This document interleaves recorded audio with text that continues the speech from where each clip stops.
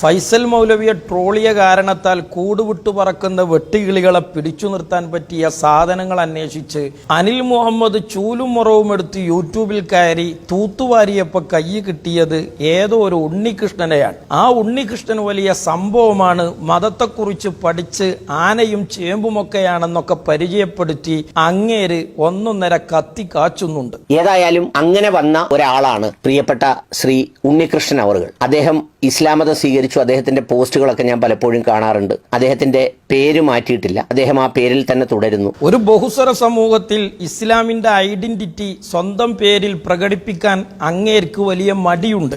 ദൈവത്തെയും ആ ദൈവവിശ്വാസമുള്ള കുടുംബത്തെയും വിശ്വാസപരമായൊക്കെ മാറ്റി നിർത്തിയ നമ്മുടെ ഉണ്ണികൃഷ്ണൻ ചേട്ടന് സ്വന്തം ഐഡന്റിറ്റി ഇസ്ലാമികമാണെന്ന് അറിയിക്കുന്ന പേര് മാത്രം സ്വീകാര്യമല്ല. അതുകൊണ്ട് ഉണ്ണികൃഷ്ണൻ ഇപ്പോഴും ഉണ്ണികൃഷ്ണനായിക്കൊണ്ട് തന്നെയാണ് അറിയപ്പെടുന്നത്. ഇസ്ലാമിൽ പേരിനൊന്നും വലിയ പ്രസക്തി ഇല്ല എന്നുള്ളത് തന്നെയാണ് അതിന്റെ ഒരു ലക്ഷണം. എന്താ കാരണം? നമ്മുടെ ഉണ്ണികൃഷ്ണൻ ചേട്ടൻ പേരു മാറ്റിയിട്ടില്ല, അതുകൊണ്ട് പേരിനൊന്നും വലിയ പ്രാധാന്യമില്ല. ഒരു ബഹുസ്വര സമൂഹത്തിലെ ഇസ്ലാമിക ഐഡന്റിറ്റി പ്രകടിപ്പിക്കാൻ പറ്റിയ എത്രയോ പേരുകൾ ഉണ്ടായിട്ട് ദൈവത്തെ വരെ മാറ്റിവെച്ച മറ്റൊരു അള്ളാഹുവിനെ സ്വീകരിച്ച ഉണ്ണികൃഷ്ണൻ ചേട്ടന് എന്താണെന്നറിയില്ല, മുസ്ലിം പേരിനോട് വലിയ അലർജിയാണ്. ചിലരൊക്കെ എന്നെ ട്രോളാൻ വേണ്ടി അനിലേട്ടൻ, അനിലണ്ണൻ എന്നൊക്കെ വിളിക്കും. എന്നെ അനിൽ ചിറ്റപ്പൻ, അമ്മാവൻ, കൊച്ചച്ഛൻ, വലിയച്ഛൻ എന്നൊക്കെ വിളിച്ചാലൊന്നും എനിക്കൊരു പ്രശ്നമേ ഇല്ല. അത് ഞാൻ ഇഷ്ടപ്പെടുന്നു. എന്നെ കേൾക്കുന്ന പ്രേക്ഷകരോട് ഇജാതി പേരുകളൊക്കെ നമ്മുടെ അനിൽ അദ്ദേഹത്തിന് ഇഷ്ടപ്പെട്ടതാണെങ്കിലും ഒരിക്കലും നമ്മൾ അദ്ദേഹത്തെ അങ്ങനെയൊന്നും വിളിച്ചു പോകരുത്. കാരണം എതിരാളികളെ മോശപ്പെട്ട രീതിയിൽ വിളിക്കുക, ട്രോളുക, ചെല്ലപ്പേര് കൊണ്ട് അഭിസംബോധനം ചെയ്യുക എന്നതൊക്കെ നമ്മുടെ അനിൽ സാർ എടുത്ത PhDയിൽ മാത്രം നമ്മൾ കേട്ടിട്ടുള്ള കാര്യങ്ങളാണ്. അത് അങ്ങേര് മാത്രം തമ്പിനയിലായും തൊള്ളവടായിയായും മറ്റുള്ളവരെ കുറിച്ച് വിളിച്ചു പറയുക എന്നല്ലാതെ നമുക്കൊരിക്കലും അത്തരം പേരുകൾ അനിലിനെ വിളിക്കുക എന്നത് ശരിയായ കാര്യമല്ല. അപ്പൊ അതുകൊണ്ട് ഇദ്ദേഹം എന്തായാലും അങ്ങനെ വന്ന ആളാണ്. അദ്ദേഹം ഈ ചാൻസ് മുസ്ലിമായ ഒരാളുമായി ഒരു മതപരമായ വിഷയത്തിൽ തമ്മിൽ തർക്കിക്കുന്ന ഒരു വീഡിയോ നിങ്ങളൊക്കെ കണ്ടിട്ടുണ്ടാവും. അതൊന്നുകൂടി ഒന്ന് ആവർത്തിച്ച് കണ്ടോളൂ. എങ്ങനെയൊക്കെ വഹാബി വെട്ടുകിളികളെ തൃപ്തിപ്പെടുത്താൻ പറ്റുമോ അതിന് പറ്റിയ ഏത് കലവിലയാണെങ്കിലും അനിൽ സാർ എടുത്തുകൊണ്ടുവന്ന് അങ്ങ് വീഡിയോ ചുട്ടെടുക്കും. രാവിലെ അനിൽ ഇത് വെച്ച് വീഡിയോ ചെയ്താൽ റഫീഖ് മൗലവി രാത്രി ഇത് വെച്ച് മറ്റൊരു വീഡിയോ ചുട്ടെടുക്കും. അങ്ങനെ പരസ്പര പൂരകങ്ങളായി വെട്ടുകിളികൾക്കിടയിൽ പഴയ ബന്ധം പ്രകടിപ്പിക്കാനുള്ള പടാപാടുകളാണ് ഇതൊക്കെ. ഇത് തന്നെ നമ്മുടെ റഫീഖ് മൗലവിയും രാത്രിയായപ്പോൾ ചുട്ടെടുത്ത് വന്നിട്ടുണ്ട്. ഏതാണെങ്കിലും അദ്ദേഹം ഇസ്ലാമിനെ കുറിച്ച് പഠിച്ചപ്പോൾ ഇന്ന് മുസ്ലിമീങ്ങൾ ചെയ്തുകൊണ്ടിരിക്കുന്ന പല കാര്യങ്ങളും അത് ഇസ്ലാമിൽ ഇല്ലാത്തതാണ്, പ്രമാണങ്ങളിൽ ഇല്ലാത്തതാണ് എന്ന് വളരെ കൃത്യമായി അദ്ദേഹത്തിന് ബോധ്യപ്പെട്ടു. എന്റെ റഫീഖ് ഇസ്ലാമിനെ കുറിച്ച് പഠിച്ചപ്പം എന്ന ഡെക്കറേഷൻ ഒന്നും വേണ്ട, വഹാബിസത്തെ കുറിച്ച് പഠിച്ചപ്പോ അയാൾക്ക് മനസ്സിലായ കുറെ കാര്യങ്ങളാണ് എന്ന് അങ്ങ് പറഞ്ഞാൽ മതി. പ്രത്യേകിച്ച് ഖബർ കെട്ടിപ്പൊക്കുന്നതും ഖബർ പൂജയും ഖബറാരാധനയും ഖബറാളികളെ വിളിച്ചു പ്രാർത്ഥിക്കുന്നതുമൊന്നും ഇസ്ലാമിക പ്രമാണങ്ങളിൽ ഇല്ലാത്ത കാര്യമാണ് എന്ന് ഹൈന്ദവതയിൽ നിന്ന് ഇസ്ലാമിലേക്ക് വന്ന ആ സുഹൃത്തിന് മനസ്സിലായി. ഹൈന്ദവതയിൽ നിന്ന് വഹാബി പ്രസ്ഥാനത്തിലേക്ക് വഹാബി പ്രമാണങ്ങൾ കേട്ടും അവരുടെ ദുർവ്യാഖ്യാനങ്ങൾ വിശ്വസിച്ചും കടന്നു വന്ന ഉണ്ണികൃഷ്ണൻ ചേട്ടന് മനസ്സിലായ കാര്യങ്ങളാണ് ഈ പറഞ്ഞതൊക്കെ. യഥാർത്ഥത്തിൽ എന്റെ മോനെ ഉണ്ണികൃഷ്ണ, താങ്കള് ഒരു വലിയ പാതാളത്തിലാണ് പോയി പെട്ടിട്ടുള്ളത്. എന്റെ റഫീഖ് മൗലവി ഇസ്ലാമിനെ കുറിച്ച് മനസ്സിലാക്കിയെന്ന വ്യാജേന പാരമ്പര്യ മുസ്ലിമീങ്ങൾക്കറിയാത്ത പലതും പഠിച്ചു എന്നും പറഞ്ഞ് വഹാബി പ്രസ്ഥാനത്തിലേക്ക് കടന്നു വന്ന വേറെ ചില ആളുകളും ഉണ്ടായിരുന്നു. അവർക്ക് നിങ്ങളെക്കാളും കൂടുതൽ ഇസ്ലാമിനെ കുറിച്ച് തിരിഞ്ഞപ്പോഴാണ് സിറിയയിലെ IS കേന്ദ്രത്തിൽ പോയി ഐറ്റങ്ങളൊക്കെ ചാവാൻ തുടങ്ങിയത്. അതുകൊണ്ട് അങ്ങനെ വഹാബിസത്തിലേക്ക് എത്തിപ്പെട്ട കുറെ പാവങ്ങള് വിളക്കിലേക്ക് പാഞ്ഞെടുക്കുന്ന ഈയാമ്പാറ്റകൾ കണക്കെ വിശ്വാസപരമായും നശിച്ചു പോയിട്ടുണ്ട്, ഭൗതികമായി തന്നെ ചത്തൊടുങ്ങിപ്പോകേണ്ട ഗതികേടും ഉണ്ടായിട്ടുണ്ട്. അതുകൊണ്ട് വിശുദ്ധമായ ഇസ്ലാമിലേക്ക് കടന്നു വരുന്ന ആളുകളോട് മുസ്ലിം സമുദായത്തിന് ഒരു സ്നേഹവും ബഹുമാനവും പരിഗണനയൊക്കെ ഉണ്ട്. ആ പരിഗണനയും സ്നേഹവും ഒക്കെ വെച്ചിട്ട് ഇസ്ലാമിനെ കുട്ടിച്ചോറാക്കാൻ ഇത്തരം ആളുകളിലൂടെ സാധിക്കുമെന്നതാണ് മൗലവിമാരും അനിൽ ഡോക്ടറും ഒക്കെ കരുതുന്നതെങ്കിൽ ആ പരിപ്പ് ഇച്ചട്ടിയിൽ വേവില്ല എന്നേ പറയാനുള്ളൂ. ഇനി എന്റെ റഫീഖ് മൗലവി ഈ ഉണ്ണികൃഷ്ണൻ ചേട്ടനെ എന്തൊരു വലിയ വിവരക്കേടുകളാണ് നിങ്ങൾ പഠിപ്പിച്ചു കൊടുത്തിട്ടുള്ളത്.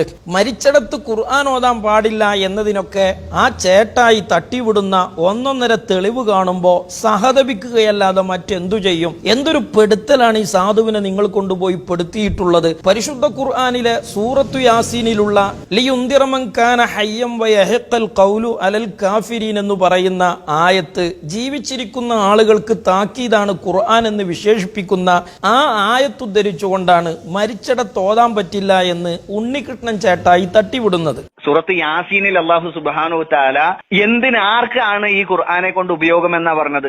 ലിയുൻദിറ മൻ കാന ഹയ്യൻ വയഹഖൽ ഖൗലു അലൽ കാഫിരീൻ, ജീവനുള്ളവർക്ക് താക്കീത് ചെയ്യാനും സത്യനിഷേധികളുടെ മേത്ത് ശിക്ഷയുടെ വാക്ക് സ്ഥിരപ്പെടാനും തന്നെയല്ലേ പറഞ്ഞത്? മോനെ ഉണ്ണികൃഷ്ണ, പരിശുദ്ധ ഖുർആനിൽ പലതും പറഞ്ഞിട്ടുണ്ട്. പക്ഷേ ചേട്ടായി ഓതിയ ഈ ആയത്ത് മരിച്ചിടത്ത് ഖുർആൻ ഓതാൻ പറ്റില്ല എന്ന് പറയാൻ ഒരിക്കലും പ്രമാണമാകില്ല.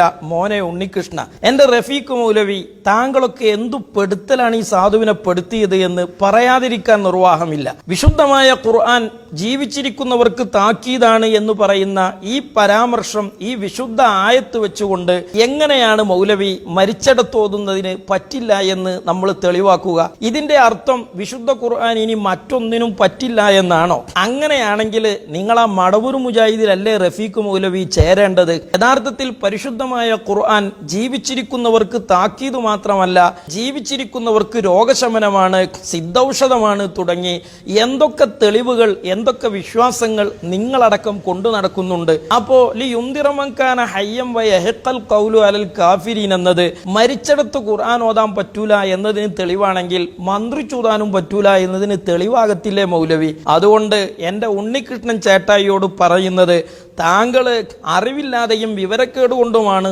ഇതൊക്കെ വിളിച്ചു പറയുന്നതെങ്കിൽ വിവരമുള്ള സുന്നത്തി ജമാഅത്തിന്റെ പണ്ഡിതന്മാരോട് മുൻവിധികളില്ലാതെ പഠിക്കാൻ ശ്രമിക്കുക. അതല്ല മുസ്ലിം സമുദായത്തിന് മതത്തിലേക്ക് വരുന്നവരോടുള്ള അനുകമ്പയും ബഹുമാനവും ഒക്കെ ദുരുപയോഗം ചെയ്ത് ഈ മതത്തെ അങ്ങ് കുട്ടിച്ചോറാക്കി കയ്യിത്തരാമെന്നതിനുള്ള വേഷം കെട്ടലാണ് ഇതൊക്കെ എങ്കിൽ ആ ഉഡായിപ്പ് മുസ്ലിം സമുദായത്തിൽ വിലപ്പോവില്ല മൗലവി. കാരണം എല്ലാവരും റഫീഖും അനിലുമല്ല മുസ്ലിമീങ്ങൾ. ഇനി ഉണ്ണികൃഷ്ണൻ ചേട്ടായിയെ വലിയ പർവ്വതീകരിച്ച് അവതരിപ്പിച്ചിട്ട് അനിലിന്റെ വക കുറച്ച് കുതിരയാക്കൽ കലാപരിപാടിയുമുണ്ട്. ഉണ്ണികൃഷ്ണ, പോളണ്ടിനെ കുറിച്ച് ഒരു അക്ഷരം മിണ്ടരുത്. പോളണ്ടിനെ തൊട്ടാൽ സംഗതി പൊള്ളും. എന്റെ മോനെ അനിലെ, പോളണ്ട് മാത്രമല്ല അമേരിക്ക ഉൾപ്പെടെ അന്റാർട്ടിക്ക അടക്കം ആഫ്രിക്കയിൽ ഉൾപ്പെടെ വിശദീകരിക്കുന്ന ഒരു ഒന്നൊന്നര ചായക്കടക്കാരന്റെ ഫോൺ വിളി സാക്ഷാൽ അബൂബക്കർ മൗലവി എന്ന മുജാഹിദ് പാതിരിയുമായിട്ടുള്ളത് ഞാൻ വഴിയെ കേൾപ്പിച്ചു തരാം. അതിൽ പോളണ്ടുമുണ്ട്, അമേരിക്കയുമുണ്ട്, അന്റാർട്ടിക്കയുമുണ്ട്. മനസ്സിലായില്ലേ? ഇതാണ് നമ്മുടെ ഒരു ശരാശരി റേഞ്ച്. ഇതാണ് റേഞ്ച്. വിവരമില്ല എന്ന വിവരം പോലും അറിയാത്ത വിഡ്ഢി വേഷം കെട്ടുന്ന ആളുകളുടെ ഒന്നൊന്നര റേഞ്ച്. ഈ റേഞ്ചിൽ നിന്നാണ് ഇത് കളിക്കുന്നത്. ഈ മതത്തിൽ എക്സ് മുസ്ലിങ്ങൾ ഉണ്ടാകുന്നതിന് കുറ്റമുണ്ടോ? ഈ റേഞ്ച് ഉണ്ടല്ലോ ഡോക്ടറെ. വിവരമില്ലാതെ ഏത് വിഷയങ്ങളിലും നാക്കിട്ടടിച്ച് വിവരക്കേട് വിളിച്ചുകൂവി അതാണ് മതമെന്ന് വിശ്വസിച്ചുകൊണ്ടുള്ള അഭിരമിച്ചുകൊണ്ടിരിക്കുന്ന ഈ ഏർപ്പാട്. ആ ഏർപ്പാട് തുടരുന്ന കാലത്തോളം എക്സ് മുസ്ലിം ആവാതിരുന്നാലേ അത്ഭുതമുള്ളൂ. വൈ മുസ്ലിങ്ങൾ ഉണ്ടാകുന്നതിന് കുറ്റമുണ്ടോ? ഇസഡ് മുസ്ലിങ്ങൾ ഉണ്ടാകുന്നതിന് കുറ്റമുണ്ടോ?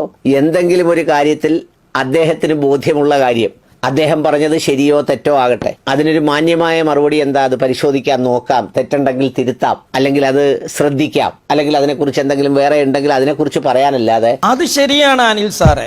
ആരാണെങ്കിലും കാര്യങ്ങൾ തിരുത്തി തരുമ്പോൾ അങ്ങനെ ഞാൻ അന്വേഷിക്കട്ടെ, ആലോചിക്കട്ടെ എന്നൊക്കെ തന്നെയാണ് ചിന്തിക്കേണ്ടതും. അങ്ങനെയുള്ള മനസ്ഥിതിയാണ് വേണ്ടതും. അത് തന്നെയാണ് പ്രവർത്തിക്കേണ്ടതും. ഈ സ്വഭാവത്തിൽ നിന്ന് അര അംശമെങ്കിലും താങ്കളുടെ ജീവിതത്തിൽ ഉണ്ടെങ്കിൽ താങ്കൾക്ക് പറഞ്ഞു തന്ന എന്തൊക്കെ കാര്യങ്ങളിൽ ഇത്തരം ഒരു വിശാല മനസ്സ് അങ്ങയിൽ നിന്നുണ്ടാകുമായിരുന്നു. അതിനു പകരം ഉണ്ണികൃഷ്ണൻ ചേട്ടായിയോട് ഫോണിൽ സംസാരിച്ചവനെ പോലെ തന്നെ താങ്കളും താങ്കളെ ഉപദേശിക്കുന്ന ആളുകളെ കുതിരയാക്കാനും അവരെ ചെല്ലപ്പേര് വിളിക്കുവാനും തോന്നിവാസം പറയാനും വ്യക്തിഹത്യ നടത്താനും അല്ലേ ഡോക്ടറെ വീഡിയോ ചുട്ടെടുക്കാറുള്ളത്? അപ്പോൾ അതുകൊണ്ട് എൻ്റെ പ്രിയപ്പെട്ട വഹാബി സുഹൃത്തുക്കളോട് നിങ്ങൾ ഇങ്ങനെയുള്ള സംഗതികളൊക്കെ കേട്ട് ഇനിയും അനിൽ ഡോക്ടറുടെ യൂട്യൂബ് ചാനലിൽ പോയിട്ട് ലൈക്ക് അടിച്ചു കൊടുക്കണം. അതിനുവേണ്ടി വേണ്ടിയാണ് ഈ ജാതി ചപ്പു ചവറൊക്കെ കൊണ്ടുവന്ന് ഈ കലവില ശബ്ദം കൂട്ടുന്ന ഫോൺ ക്ലിപ്പുമൊക്കെയായി കൊണ്ടുവന്ന് അനിൽ വീണ്ടും വീണ്ടും വീഡിയോ ചുട്ടെടുക്കുന്നത്? എന്റെ പ്രിയപ്പെട്ട റഫീഖ് മൗലവി, സ്വന്തം വിവരക്കേടുകൾ ഇങ്ങനെ വിളിച്ചു കൂവുക എന്നത്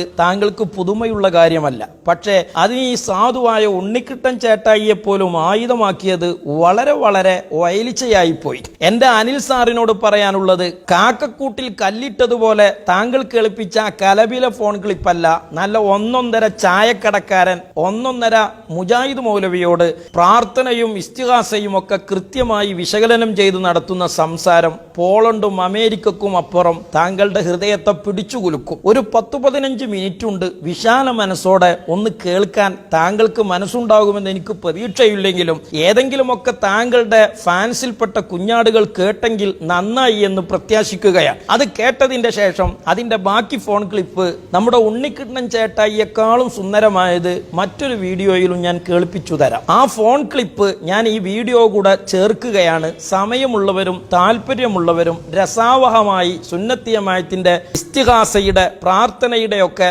വിശകലനങ്ങൾ വ്യതിരിക്തതകൾ വിശദമാക്കുന്ന. ഹലോ, അസ്സലാമലൈക്കും. വലൈക്കും സലാം.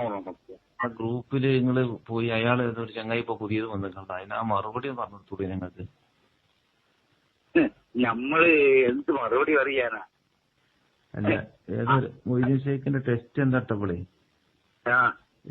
അള്ളാഹിനോട് മാത്രമേ പ്രാർത്ഥിക്കാൻ പറ്റൂന്ന് ഖബറാളിനോട് ചോദിക്കാന് അതിന് ഒരുവിധം പറയുന്ന ന്യായങ്ങളൊന്നും ശരിയല്ല എനിക്ക് തോന്നുന്നു. അതന്നെ. നിങ്ങളെ ടെസ്റ്റ് ഇട്ടപ്പോളേ അതിലിപ്പോ ഏതൊരു പുതിയൊരു ചങ്ങായി വന്ന നിങ്ങളെ VM കുട്ടിയാ. ഓനിപ്പോ എന്താ ചോദിച്ചല്ലേ അപ്പൊ അതില് എവിടെ പിന്നെ മരിച്ചവരോട് ചോദിക്കണമെന്ന് എവിടെയെന്ന് ചോദിച്ചല്ലേ അയാൾ? അപ്പൊ നിങ്ങളതിലുണ്ട് പറഞ്ഞു കൊടുക്കണ്ടേ? അയാളിപ്പോ അത് ചോദിച്ച് 2-3 വട്ടം ചോദിച്ചിട്ട് അത് പറഞ്ഞില്ല, മറുപടി ഇല്ലാറുണ്ട്. മറ്റുള്ളവരൊക്കെ എന്തൊക്കെ ഇപ്പൊ ലയിക്കും പോവുന്നുണ്ട്. അല്ലേ ഇതിനെപ്പറ്റി ചിന്തിക്കട്ടെ. അതെ അതെ, അല്ലാത്ത ചിന്തിക്കുന്നത് ചിന്തിക്കട്ടെ. ഓരൊക്കെ പറഞ്ഞതിൽ സത്യമുണ്ടോ അസത്യം ഒക്കെ പോലും നോക്കട്ടെ. അതെ അതെ. അല്ലാണ്ട് നമ്മൾ നമ്മൾ വാദിക്കാനില്ലല്ലോ. അല്ല, വാദിക്കാൻ പറ്റൂല അവരോട്. അല്ല, നമ്മള് ഇത് ഈ ടെസ്റ്റ് നിങ്ങൾ എഴുതിയതാ? ടെസ്റ്റ് നിങ്ങൾ അടിച്ചതാ? ഈ ടെസ്റ്റ് നിങ്ങൾ ഉണ്ടാക്കിയതാ? ടെസ്റ്റ് ഞാൻ ഉണ്ടാക്കിയില്ല. അത് നിങ്ങൾ എഴുതിയ ആളോട് ചോദിച്ചോളൂ. നമ്മളിപ്പോ എന്ത് മറുപടി പറയാൻ ചോദിച്ചു നോക്കി. കാരണം അതിലിപ്പോ മരിച്ചോര് ജീവിച്ചോരുള്ള വ്യത്യാസമില്ല. എല്ലാ സഹായത്തായിട്ടും എന്നാണ് ഇപ്പൊ അതിൽ മൊയ്തീൻ ഷേഖ് പറഞ്ഞ ടെസ്റ്റാണ് നിങ്ങൾ കൊടുത്തിട്ടുണ്ട്. ഞാൻ ഇന്ന് ആ ഗ്രൂപ്പിൽ പുതിയ ആളാ. ഇവര് എന്താ ഒരു ഗ്രൂപ്പ് ഉണ്ടാക്കിയിട്ട് ആ ഗ്രൂപ്പിൽ നിന്ന് ഇതിക്ക് എന്താ കയറിയതാണല്ലോ നമ്മള്. അപ്പൊ ഇവര് ഇതിലെന്താ നടക്കുന്നതെന്ന് അറിയാൻ വേണ്ടി വല്ലൊന്നും പൗളി വെക്കാൻ വേണ്ടി വന്നതാണ്. അപ്പൊ നിങ്ങൾ ആ ടെസ്റ്റ് കൊടുത്തപ്പോ നിങ്ങൾക്ക് നല്ല പ്രതീക്ഷ ഉണ്ടേനി. കാരണം നിങ്ങൾ ആ വിയൻകുട്ടിന്റെ ചോദിച്ചിട്ട് നിങ്ങൾ മറുപടി പറയുന്നത് ഞാൻ പ്രതീക്ഷിച്ചു. പിന്നെ അതിന്റെ ശേഷം പിന്നെ മൊയ്തു മൗലവി പിന്നെ ഈ മൊയ്തു പറഞ്ഞ ആള് വന്നിട്ട് മൂപ്പരും ഉണ്ടില്ല. നമ്മളിപ്പോ ഓരോട് പതില് പറയാണ്ട് പറഞ്ഞിട്ടുണ്ട് വിചാരിച്ചിട്ടാ. ഇത് കേൾക്കുന്നവർ മനസ്സിലാക്കട്ടെ. നമ്മളോട് ചോദിക്കാൻ നമ്മള് പ്രാർത്ഥിക്കുന്നുണ്ടല്ലോ, ആ പ്രാർത്ഥന അള്ളാഹിനോട് മാത്രമേ ഉള്ളൂ. അതെ അതെ. അപ്പൊ ഇത് മനസ്സിലാക്കുന്നവർ മനസ്സിലാക്കട്ടെ. ഓര് പറയുന്നുണ്ടല്ലോ പിന്നെ ഖബറാളിയോട് ചോദിക്കുന്നത് തീർക്കല്ല അള്ളാഹിന് പങ്കുചേർക്കാണല്ലോ. പങ്കു ചേർക്കണ്ടല്ലേ? പിന്നെ അതുപോലെ പറയണ്ടേ ഈ മരിക്കുമ്പോത്തിന് എങ്ങനെ ഈ പങ്കാണ്ട്? അങ്ങനെയാണെങ്കിൽ അള്ളാഹ് ജീവിച്ചിരിക്കുന്നവനല്ലേ? അള്ളാഹിനോട് ചോദിക്കുമ്പോ ഈ ജീവിച്ചിരിക്കുന്നവരോട് ചോദിക്കുമ്പോഴല്ലേ പിന്നെ ഈ പങ്കാക? ഇത് മരിച്ചിട്ടല്ലേ? ഒരാളോട് നമ്മൾ ചോദിക്കുമ്പോ നമ്മളിപ്പോ നമ്മളെ ഒരു കുട്ടിയെ തരണം എന്ന് പറയാൻ വെച്ചോ. അതെ അതെ. അല്ല, ഇല്ലാത്ത ഒരാൾ മരിച്ചു പോയ മടവുവിന്റെ മക്കാമല് പോയി നായിട്ട് നമ്മൾ പോയി ചോദിക്കാൻ വെച്ചോ. അതെ അതെ. അപ്പൊ ഇതില് നമ്മൾ ചോദിക്കുമ്പോ ചോദ്യങ്ങള് പിന്നെ അള്ളാഹിൽ പങ്കുചേർക്കലല്ലേ? അത് നമ്മൾ പറയുമ്പോ ഓരെന്താ പറയുന്ന കാര്യങ്ങള് അതുപോലെ അബൂബക്കർ സാഹിബ് പോലെ പറയുന്നത് എന്താ വെച്ചാല് നമ്മളിത് പലരോടത്തും ചോദിക്കുമ്പോൾ ഒരു പറയണ്ടേ അങ്ങനെ അള്ളാഹുവിൽ പങ്കു ചേർക്കണേ. അള്ളാഹ് ജീവിച്ചിരിക്കുന്നവരല്ലേ? അതെ.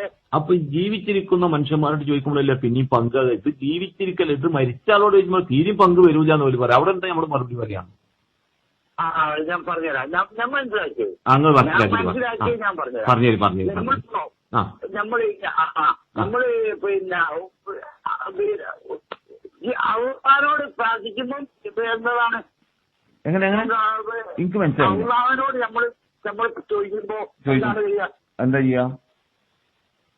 അള്ളാഹിനോടല്ലേ നമ്മള് ഇത് ചോദിച്ചിട്ട് എന്ത് കാര്യം അള്ളാഹിനോടല്ലേ നമ്മൾ എന്ത് കാര്യം ചോദിച്ചിട്ട് ചോദിക്കേണ്ടത് അല്ലേ? അതെ. അപ്പൊ ഇത് നമ്മൾ മരിച്ചുപോയ ആളോട് നമ്മൾ ചോദിക്കുമ്പോ അള്ളാഹിൽ പങ്കുചേർക്കലല്ലേ? അതെ, അത് നമ്മൾ ചോദിക്കുമ്പോഴേ അത് ഇവരൊക്കെ ഞാൻ പറഞ്ഞു കേൾക്കും. നിങ്ങൾ ഈ പറഞ്ഞ ചോദ്യം തന്നെയാണ് ഞാൻ ഓരോട് ചോദിക്കണ്ടേ. അള്ളാഹിൽ പങ്കു ചേർക്കലില്ലേ എന്ന് പറഞ്ഞാൽ ഓര് പറഞ്ഞത് ജീവിച്ചിരിക്കുന്ന അള്ളാഹുവിനോട് നമ്മൾ ചോദിക്കുന്നു, ജീവിച്ചിരിക്കുന്ന മനുഷ്യന്മാരോട് ചോദിക്കുമ്പോഴാണ് പങ്ക് പിന്നെയും വരിക. ഇത് ഇവിടെ സമല്ലല്ലോ, സമാധ പങ്കാവില്ല, ഇത് മരിച്ചിട്ടില്ല. അപ്പൊ എങ്ങനെ പിന്നെ അവിടെ പങ്കന്നെ വരൂല്ല എന്നപ്പോ പറയാം. അതിനെന്താ നമ്മൾ മറുപടി പറയാം? അള്ളാഹ് പറഞ്ഞല്ലോ ഖുർആനില്. ഖുർആനിൽ പറഞ്ഞ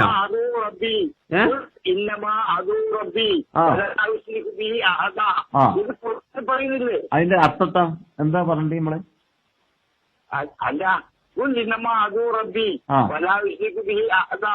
എന്ന് പറയുന്നില്ലേ? അതിലെന്താ പറഞ്ഞത്? എന്താ പിന്നെ മറ്റവരോട് ചോദിക്കാൻ പാടില്ലാന്നോ? മറ്റോ നമ്മൾ ദുആ ചെയ്യാൻ പാടുണ്ടോ? അല്ല, ഇത് ഈ ആയത്തിൽ ഇപ്പൊ എന്താ പറയണ്ടേ? അർത്ഥം എന്താ പറയണ്ടേ? അത് ഇത് അറിയില്ലെങ്കിൽ നമ്മൾ മുണ്ടാടക്കിയതല്ല. അതാ പറഞ്ഞത്, ഞങ്ങൾ അറിയില്ലെങ്കിൽ നമ്മൾ ഉണ്ടാക്കണം. അതിപ്പോ ഉണ്ടാകുന്നതാണ് ഇപ്പൊ നിങ്ങളെ ഗ്രൂപ്പിൽ കണ്ടത്. അതല്ല നിങ്ങൾ ഈ ആയത്തിന്റെ അർത്ഥം എന്ന് പറഞ്ഞാൽ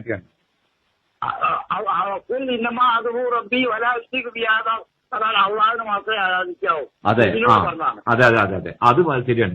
അള്ളാഹിനെ മാത്രമേ ആരാധിക്കൂ എന്ന് പറയുമ്പോഴേ മറ്റവരോട് ചോദിക്കുമ്പോ പിന്നെ എങ്ങനെ ഓൽക്കുള്ള ആരാധന ആകുന്ന ചോദിക്കേണ്ടവര്? അതിന് ആരാധന പറഞ്ഞാല് അള്ളാഹിനോട് മാത്രമല്ല ചോദിക്കാൻ പറ്റൂ. അതല്ലാന്ന് ഈ മരിക്കലാണോ ആരാധനയുടെ മാനദണ്ഡം എന്നാ ചോദിക്കേണ്ടവര്? അവിടെ എന്താ നമ്മള് മറുപടി പറയാം? മരിക്കലാണോ? മരിച്ചോട്ട ആണല്ലോ ചോദിക്കുന്നത്. ഇപ്പൊ CM പോകുന്ന മക്കാമില് പോയി നമ്മളിപ്പോ ചോദിക്കുന്നില്ലേ? അത് അയാൾക്ക് അള്ളാഹിന്റെ വാതി കൈവിട്ട് വിചാരിച്ചില്ല നമ്മൾ ചോദിക്കുന്നത്. അങ്ങനെ കൈവിട്ട് ചോദിക്കാൻ പാടില്ല. അങ്ങനെ വെച്ചിട്ടുണ്ടവര്? അല്ല, ഇനി അങ്ങനെ വെച്ചോ? അല്ല, അത് കേൾക്കി. സുന്നികള് CM മടവൂര് അള്ളഹാനോട് ചോദിക്കുന്ന പോലെയാണ്, അള്ളാന്റെ പോലെ തന്നെയാണ് CM മടവൂർ എന്നൊരു പറയുന്നുണ്ടോ? ഇല്ല. പിന്നെ നിങ്ങൾ പറഞ്ഞു കൃത്യമായിട്ട് നിങ്ങൾക്ക് പറഞ്ഞുതരാം. ഞാൻ ഇത് പോയി കണ്ട് ഗ്രൂപ്പിൽ പോയി പറഞ്ഞ നിങ്ങൾ അത് ഇന്നോട് ചോദിച്ചു എനിക്ക് പിന്നെ ഞാൻ ബബ്ബ അടിക്കേണ്ടി വരും. അപ്പൊ നിങ്ങൾ കൃത്യമായിട്ട് പറഞ്ഞു തരും. ഇപ്പൊ നിങ്ങളൊരു ആയത്ത് ഓതില്ലേ? ഇപ്പൊ നിങ്ങളൊരു ആയത്ത് ഓതില്ലേ? കുല്ലിന്നമ അതൂ എന്നൊക്കെ പറഞ്ഞാണ്ട് അതാ അള്ളാഹുവിനെ കൂടാതെ ഒരാളെയും നിങ്ങൾ ആരാധിക്കരുത്. അതെ. അപ്പൊ അതിലിപ്പോ ലോകത്ത് ഇപ്പോ ആര് തമ്മിലും തർക്കമുള്ള വിഷയമല്ലല്ലോ ഇപ്പൊ അത്. അള്ളല്ലാത്തവരെ ആരാധിക്കാൻ പാടില്ല. അല്ലെങ്കിൽ മുസ്ലിങ്ങളായ ആളുകൾ മുഴുവനും ഏകകണ്ഠ്യേനുള്ള ആളുകൾ തന്നെ ഇപ്പൊ സുന്നികളായാലും മുജാഹിദുകളായാലും ജമാഅത്ത് ഇസ്ലാമിക്കാരായാലും ലോകത്തുള്ള ഏത് പ്രസ്ഥാനക്കാരും അള്ളാനെ മാത്രം ആരാധിക്കാൻ പാടുള്ളൂ. ലാ ഇലാഹ ഇല്ലല്ലാഹ് മുഹമ്മദ് റസൂലുള്ളാഹ് എന്നല്ലേ? അപ്പൊ അള്ളാഹിന് പുറമെ മറ്റു ആരാധന വസ്തുക്കൾ ഇല്ല എന്നാണ് പിന്നെ തെളിവത്തെ. അപ്പൊ അള്ളാഹിന് പുറമെ ഇവര് ആരാധിക്കുന്നുണ്ട് എന്ന് ഞമ്മക്ക് എങ്ങനെയാണ് തെളിയിച്ചു കൊടുക്കുക പറഞ്ഞത്?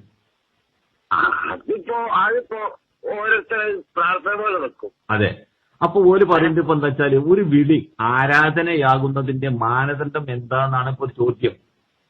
അതിന് ഉത്തരമില്ല. അതിനെന്താ മറുപടി പറയാം നമ്മള്? അതിന് ഉത്തരമില്ല. ഉത്തരമില്ലേ? മറുപടി പറയാ നമ്മൾക്ക് കഴിയൂല.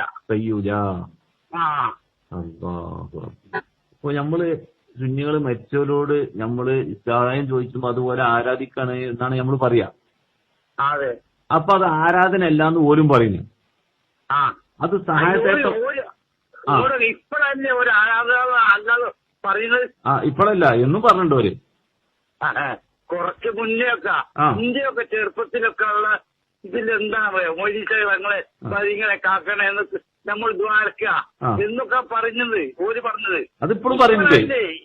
അതെ, ഓര് പറഞ്ഞ് മൊയ്തീസേക്കനെ കാക്കണേ ബദിരീങ്ങളെ എന്നൊക്കെ വിളിച്ചാൽ നമ്പർത്ത തങ്ങളെ എന്നൊക്കെ വിളിച്ചാല് അത് ഇസ്തിഗാസയാണ്, ആരാധനയല്ല എന്നാണ് പറയുന്നത്. ആദ്യം ഇത് കേക്കി പറയട്ടെ. അപ്പൊ ഇത് ആരാധനയാണ് എന്ന് പറയാൻ നമ്മൾ എങ്ങനെയാണ് പറഞ്ഞു കൊടുക്കുക?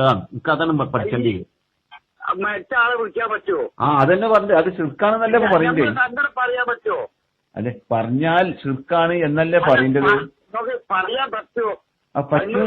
പറ്റൂല എന്നുള്ളത് ഇസ്ലാം പറഞ്ഞിരിക്കണമെങ്കിൽ നമുക്ക് പറ്റൂല.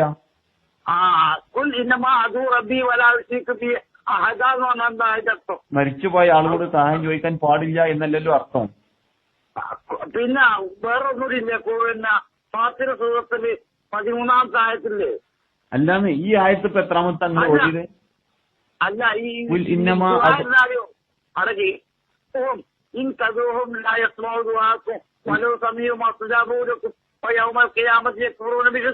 എന്നുള്ളതുണ്ടല്ലോ. അത് ഓതി കൊടുക്കല്ലേ?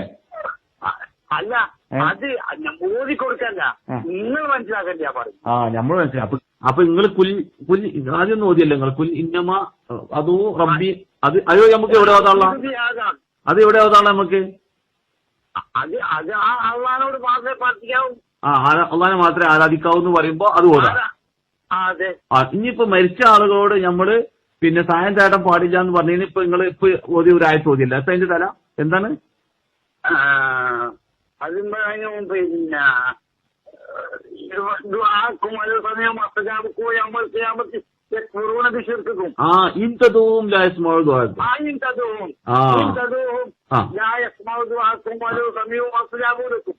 അതിലെന്താ പറയണ്ടേ?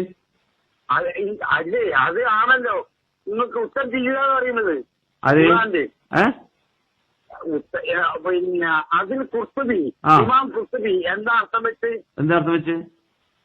അതെന്നാണല്ലോ. അല്ല, ഇതിന്റെ മലയാളത്തില് ഇപ്പൊ നിങ്ങൾ ഓരോ ആയത്തിന്റെ മലയാളം എന്ന് പറഞ്ഞിട്ടിരിക്കണം. എന്താ ഇതിനകത്ത് അർത്ഥം വെച്ചേ?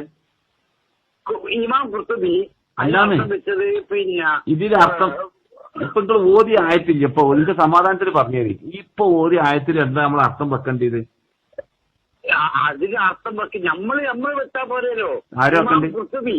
ഇമാം കുർത്തുബി അർത്ഥം വെച്ചെന്ന് അറിയോ? പിന്നെ നമ്മൾ അവർക്ക് അത് നമ്മൾ ദുആ ചെയ്താൽ കേൾക്കൂല, കേട്ടാൽ ഉത്തരം ചെയ്യാൻ കഴിയൂല. അതിന്റെ പിന്നെ ഉലമാക്കളോടും ഔലിയാക്കളോടും അമ്പിയാക്കളോടും ഔലിയാക്കൾ ഇവരൊക്കെ പെടും എന്ന് പറഞ്ഞു. അപ്പൊ ഇതിലിപ്പോ പറഞ്ഞ ദുആ എന്ന് പറഞ്ഞാല് ആരാധന അല്ലേ പറഞ്ഞത്? അതെ. അപ്പൊ ആരാധന ഇപ്പൊ സുബ്ഹാനല്ലാഹ്, ആരാധന ആരും ചെയ്യാൻ പാടില്ല എന്നപ്പോ സുന്നികളും പറയുന്നുണ്ട്. നമ്മളിപ്പോ അതിപ്പോ മറ്റേന്താണ് സഹായത കേട്ടോ. അല്ല, ഇസ്തിഹാസം എന്ന് പറയുന്ന പേര് ഇസ്തിഹാസം സഹായതല്ലേ? മലയാളത്തിൽ സഹായത്താട്ടെന്ന് പറയാ. സഹായത കേട്ടോ. അത് നമ്മൾ സഹായം ചെയ്യാൻ പറ്റുമോ? ഇത് റബ്ബുക്കും എന്നുള്ളത് ആയത്തുണ്ടല്ലോ റസൂല്. ആയത്ത് പിന്നെ മാറിയല്ലോ. ഇത് പറയുന്നത്. അപ്പൊ നിങ്ങൾ കുറേശ്ശെ ഈ ആയത്തിപ്പോ നിങ്ങൾ ഓതി ചെയ്യുന്നതും ദ്വാക്കുന്നുള്ള അതെ, അതൊന്ന് തീരുമാനിച്ചിലെത്ത. അതിൽ കുർത്തുബിമാമ അർത്ഥം പറഞ്ഞിരിക്കുന്നത് നിങ്ങൾ പറഞ്ഞില്ലേ? കേക്കി, അതില് മരിച്ചുപോയ മഹാത്മാക്കളോട് സഹായം ചോദിക്കാൻ പാടില്ല, തെറ്റാണെന്ന് കുർത്തുബിമാൻ പറഞ്ഞിരിക്കണ. അത് പറയണമെന്നുണ്ടോ? അപ്പൊ പറയാതെ പിന്നെ നമ്മൾ എവിടെ കൊണ്ടിരിക്കാണ് ഇപ്പൊ ഗ്രൂപ്പിൽ പറയാൻ പറ്റുമോ? അല്ല, ഇത് നമ്മൾ ദുആ അള്ളാഹുവിനോട് മാത്രമേ ഉള്ളൂ. സുബ്ഹാനല്ലാഹ്, ദുആ എന്ന് പറഞ്ഞാൽ ആരാധനയാണ്. അതെ. ഈ ആരാധന അള്ളാഹല്ലാത്തവരോട് ചെയ്യാൻ പാടില്ല, അള്ളാഹിനെ മാത്രമേ ചെയ്യാൻ പാടുള്ളൂ. അല്ലെങ്കിൽ മുസ്ലിക്കായി പോവില്ലേ? മുസ്ലിക്കായി പോകും. അപ്പൊ ഈ സഹായത്തട്ടം ദുആയാണ്, ആരാധനയാണ് എന്നുള്ളതിന് നമ്മൾ എന്ത് തെളിവാ കൊടുക്കാന്നാണ് എന്റെ ചോദ്യം. ഈ സഹായതത്വം നിങ്ങൾ പറയുന്നുണ്ടല്ലോ, പേരിങ്ങനെ സഹായത്തെ ഒന്നും അത് നമുക്ക് കിട്ടൂല. ഒന്നും കിട്ടൂല. അപ്പൊ അത് എന്താ സംഭവം എന്നറിയങ്ങള് ഞാൻ പറഞ്ഞുതരാം. നിങ്ങൾക്ക് ഇപ്പൊ കെടുക്കാൻ നേരം പോകണില്ലല്ലോ. ഞാൻ ശരീരം ആർക്കും ബുദ്ധിമുട്ടില്ലല്ലോ നമ്മൾ സംസാരിക്കണേ. റൂമിലാരില്ലല്ലോ. ഞാനിപ്പോ ഞമ്മടെ ഇതിന് മേലെയാണ്, അതുകൊണ്ട് പ്രശ്നമില്ല. അപ്പൊ കേൾക്കി, ഇവര് പറയുന്നത് എന്താ വെച്ചാല് ഈ അഭൗതികമായ മാർഗത്തിലുള്ള സഹായത്തേട്ടം അത് ശിർക്കാണെന്നാണ് നമ്മളെ മുജാഹിദ് മൗലവിമാര് പറയുന്നത്. അഭൗതികമായ മാർഗത്തിലുള്ള സഹായത്തേട്ടം എന്ന് വെച്ചാല് ഇപ്പൊ മരിക്കുക എന്നുള്ളതല്ല പ്രശ്നം, അഭൗതികമായി എന്നുള്ളതാണ് പ്രശ്നം. അപ്പൊ ഉദാഹരണത്തിന് ഈസാ നബി അലൈഹി ഇസ്ലാം മരിച്ചിട്ടില്ലല്ലോ. ഈസാ നബി അലൈഹി ഇസ്ലാമിനോട് നമുക്ക് സഹായം ചോദിക്കാൻ പറ്റൂല. ഇല്ല, പറ്റൂല. എന്താ കാരണം? അഭൗതികമായി എന്നുള്ളതാണ്. അപ്പൊ മരിച്ച് എന്നുകൊണ്ട് ഇവിടെ ഉദ്ദേശം അഭൗതികമാകുക എന്നുള്ളതാണ്. അപ്പൊ അഭൗതികമായ സഹായത്തേട്ടം പാടില്ല എന്നാണ് ഇപ്പൊ നമ്മളെ സലഫി പ്രസ്ഥാനം പറയുന്നേ. അല്ല, അങ്ങനെ തന്നെയല്ലേ? നിങ്ങൾ അങ്ങനെ തന്നെയല്ലേ മനസ്സിലാക്കിയിട്ടുണ്ട്? അപ്പൊ അഭൗതികമായ സഹായത്തേട്ടം ഷിർക്കാണെന്ന് പറഞ്ഞെങ്കിൽ അഭൗതിക മാർഗത്തിലുള്ള സഹായത്തേട്ടം ഇബാദത്തായി മാറണം. ഹലോ, ഇബാദത്ത് അള്ളാഹു അല്ലാത്ത ആളുകൾക്ക് കൊടുക്കാൻ പറ്റൂല. അപ്പൊ ഇസ്ലാം നിന്ന് പുറത്തു പോകും. അപ്പൊ അഭൗതികമായ മാർഗത്തിലുള്ള സഹായത്തെ ഇബാദത്താകുള്ളൂ എന്നുള്ളതിന് നമ്മൾ എങ്ങനെ തെളിയിക്കുക? അപ്പൊ ഞാൻ പറഞ്ഞുതരാം. ഒന്നുകൂടി പറയട്ടെ. ഇപ്പൊ ജീവിച്ചിരിക്കുന്ന ഒരു ആൾദൈവം, ഈ ആൾദൈവം എന്ന് പറഞ്ഞാൽ ശ്രീ രവിശങ്കറോ, ഞാൻ ഒരു ഉദാഹരണം പറയട്ടോ, അല്ലെങ്കിൽ ഇപ്പൊ സായിബാബ മരിച്ചു, അല്ലെങ്കിൽ അമൃതമ്മ, അങ്ങനെയുള്ള ആൾദൈവങ്ങളുണ്ടല്ലോ.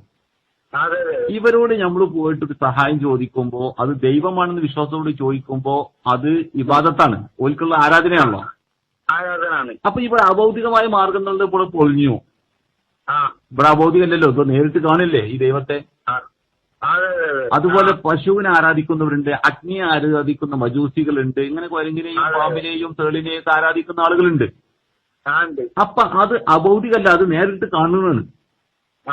അപ്പൊ ഇത് അഭൗതികമായ മാർഗത്തിലുള്ള സഹായത്തേട്ടം ശുൽക്കം എന്ന് പറയുമ്പോ അപ്പൊ ഭൗതികമായ സഹായത്തേട്ടം ശുൽക്കല്ല എന്ന് പറയേണ്ടി വരും. അപ്പൊ ഇവിടെ എങ്ങനെ സ്ഥാപിക്കുക നമ്മളത്? ഇതിന് എന്റെ അഭിപ്രായത്തിൽ ഞാൻ അതല്ലേ മുണ്ടാക്കണ്ടല്ലേ? തീർച്ചയായിട്ടും ഉണ്ട്. അതപ്പോ ഞാനിത് കുറെ ആലോചിച്ചിട്ട് എനിക്ക് തല ഉണ്ടാക്കിയിട്ട് എനിക്ക് ആകപ്പാടെ ഈ സുഞ്ഞോള് പറഞ്ഞതിൽ കുറെയൊക്കെ സത്യം ഉണ്ടെന്ന് എനിക്ക് മനസ്സിലാക്കി.